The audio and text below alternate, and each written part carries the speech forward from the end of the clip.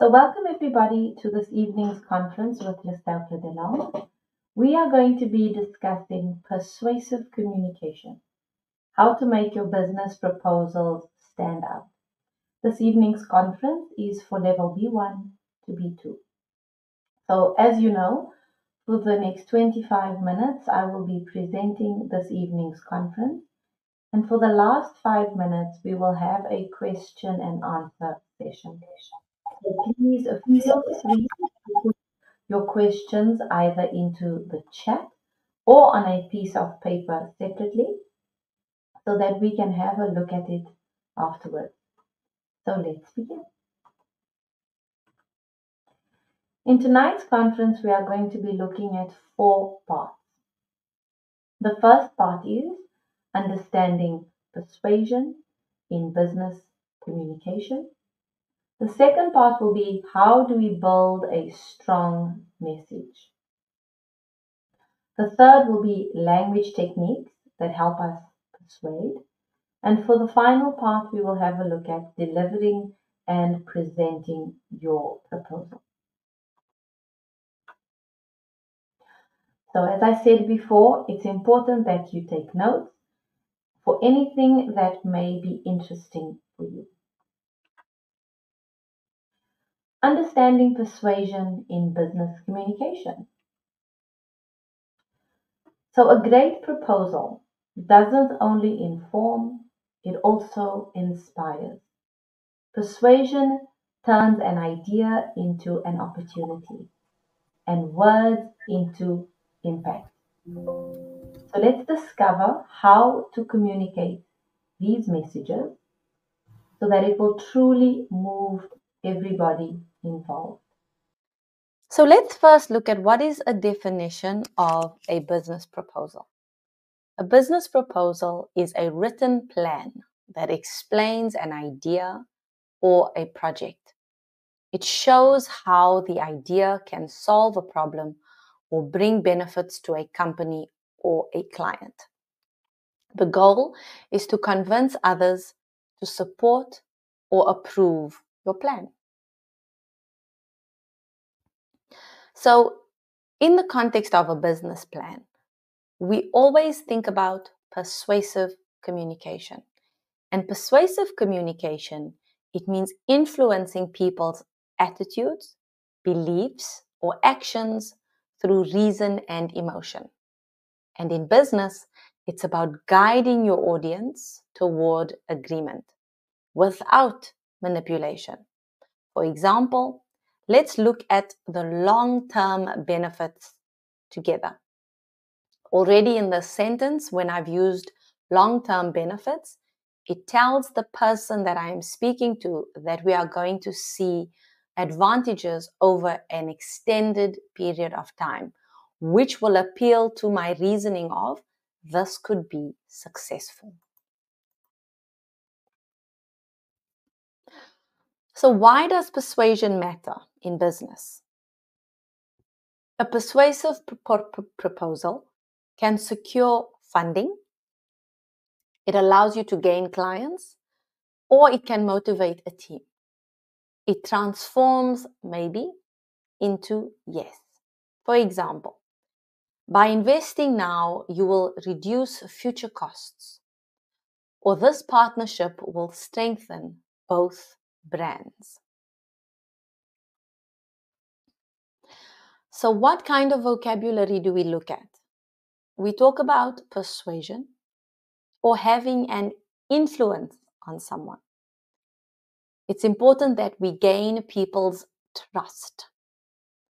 We need to give good motivation, but we also have to be credible. So our credibility is important. We have to state our plans with conviction, and it's important to have a certain level of charisma. Our clients will look for authenticity, empathy, and confidence. Persuasion and trust are essential in business communication. So let's look a little bit into the psychology behind persuasion. Effective persuasion balances logos, logic, ethos, which is where you find your credibility, and pathos, emotion. What does this mean? Our logic speaks about this product increases efficiency by 40%.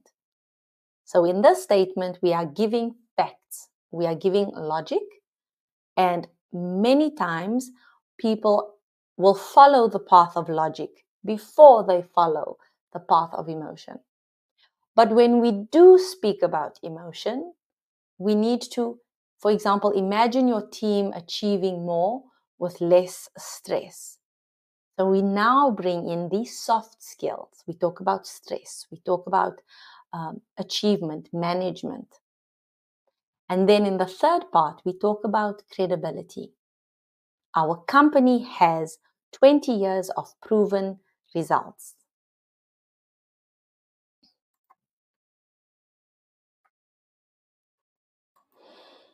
What kind of mistakes can kill persuasion? Avoid using too much jargon, being vague, or focusing only on your needs. For example, we are the best company for this job. Not a good idea. A good idea would be to say our previous clients increased their revenue by 25% with our solution. What is the problem with the first sentence? I am giving you a sentence that has no proof, credibility, empathy. There's no logic. However, in the second sentence, I'm giving you proof. And I am also talking about our previous clients. I am not saying that I'm the best. So I'm not keeping the focus on me.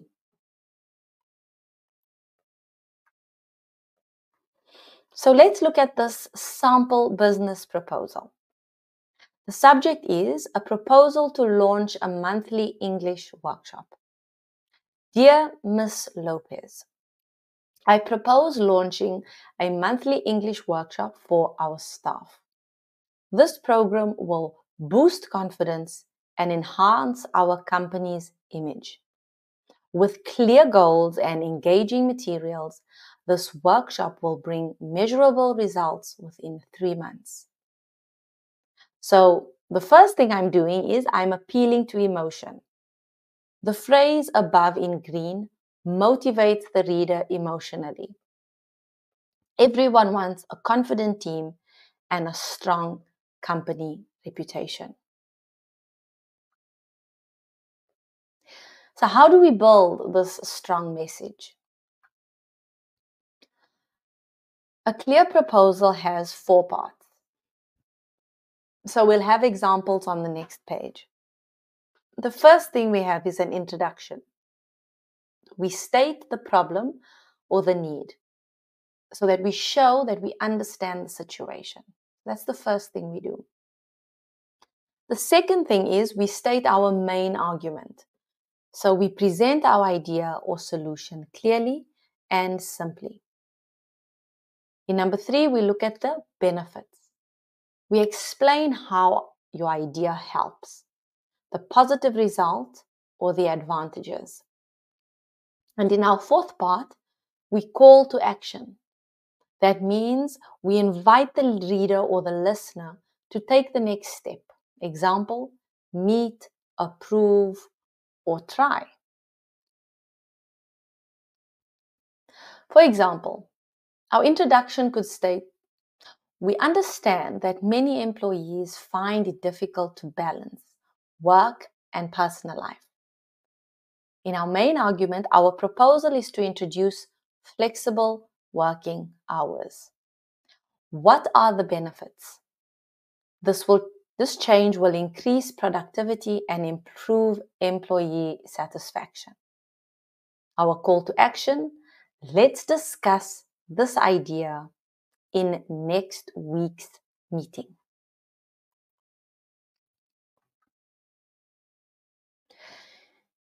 So let's begin with our introduction. it's important that we create a very powerful opening.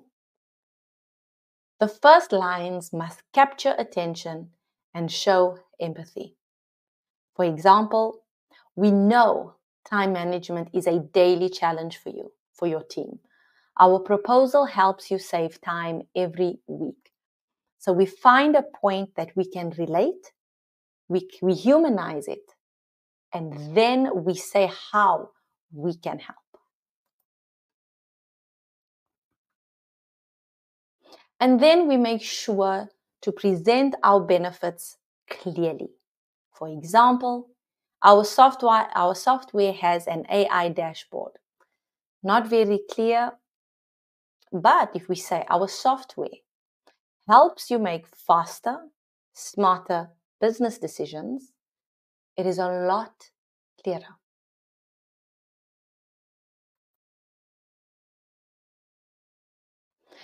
So let's look at an example dialogue.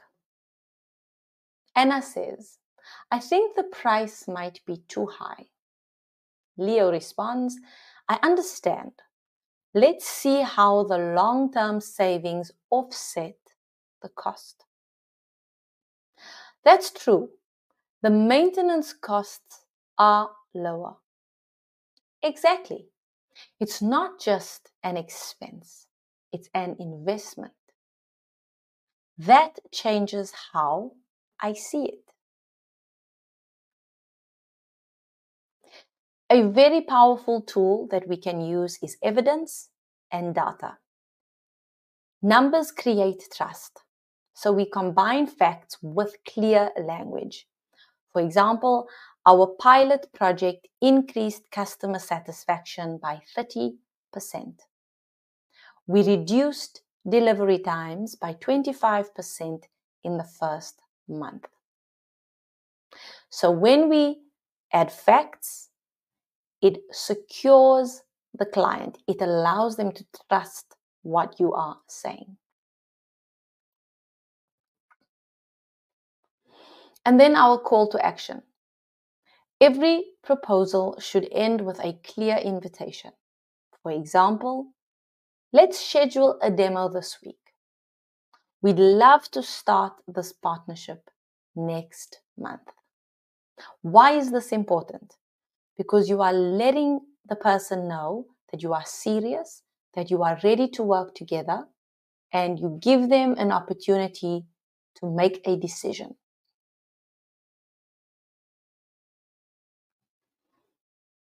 Let's look at another example.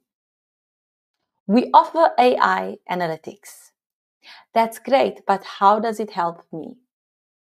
It reduces your reporting time by 50%, so your team can focus on strategy.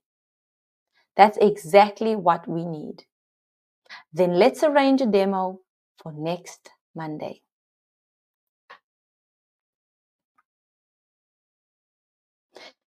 So now let's look at language techniques that persuade. What are persuasive connectors? We use connectors that build logic and emotion. So in a persuasive business proposal, connectors help your ideas flow clearly and influence the reader's feelings. Let's check the most meaningful ones. Key connectors we find are therefore, in fact, as a result, consequently, clearly, indeed, however, moreover, on the other hand, and in conclusion.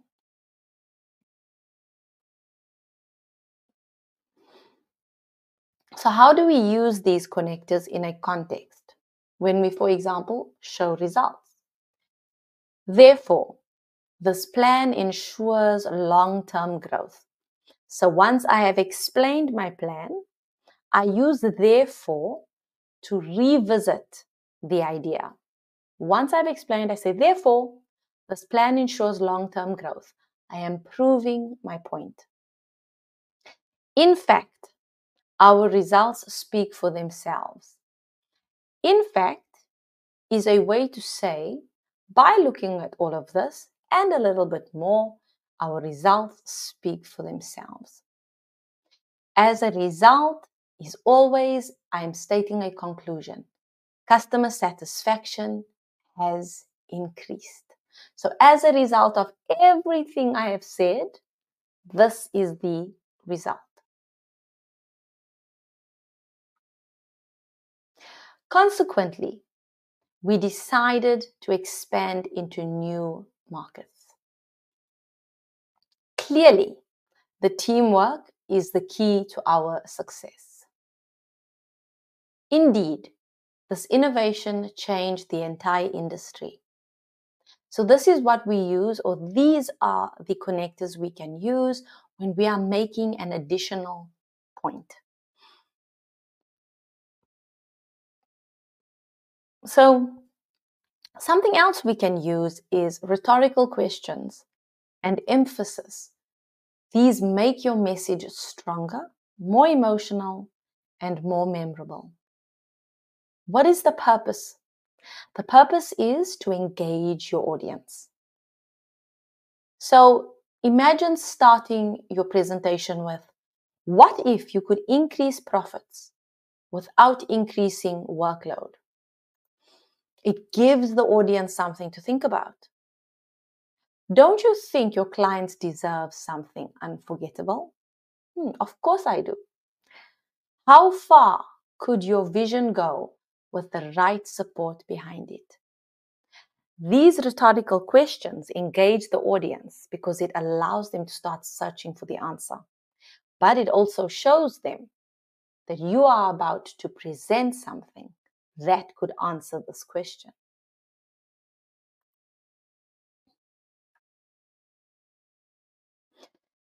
Delivering and presenting your proposal is very important. And we then need to focus on what we call the art of delivery. Delivery transforms words into impact. It's important that we maintain eye contact, we vary our tone, and we pause for effect. For example, imagine the growth your business could achieve. And we pause. It's very effective as it gives the audience time to reflect and anticipate the next sentence. Visuals and storytelling. With the tone in your voice and with visuals, visuals often simplify complex data and stories make your message memorable. So you could use things like infographics, storytelling, and charts. Something to remember, some people are visual, while others are readers, others are listeners. So this helps bring our audience together and make sure that we have something for everybody.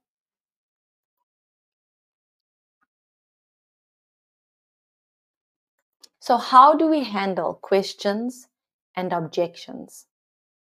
It's important that we listen actively and we always validate the concern. We then need to respond with facts and empathy. A good example is saying, that's a valid point. Here's how we addressed it successfully before. You could also say, I completely understand your concern. And then we move into a solution. The most important thing is that people understand that we understand and that we empathize with what they have experienced.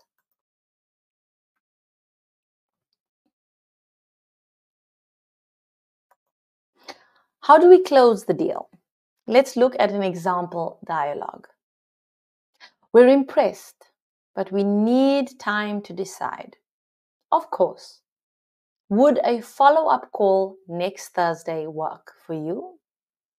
Yes, that sounds perfect. Great. I'll send a short summary today. I appreciate your professionalism.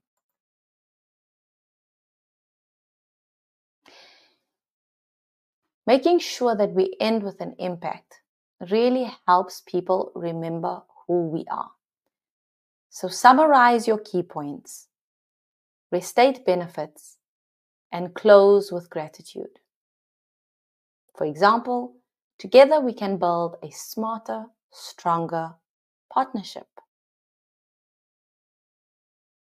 In conclusion, persuasive communication is not manipulation. It's collaboration through clarity, empathy, and evidence. When words connect with values, business becomes more than a transaction. It becomes trust in action. So thank you everybody for joining me for this conference this evening. I really hope the language was clear and there were many helpful tips so that your next proposal could be clear and impactful.